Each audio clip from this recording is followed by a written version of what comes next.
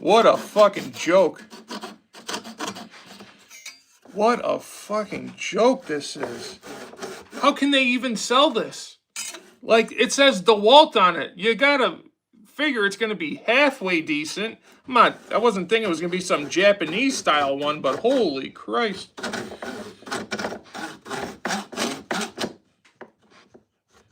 The teeth get stuck in there. And it don't want to cut anymore. It's going back.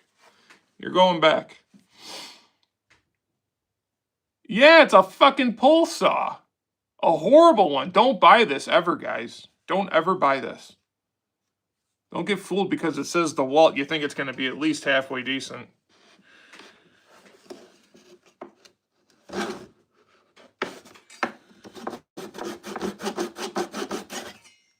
This is horrible, dude.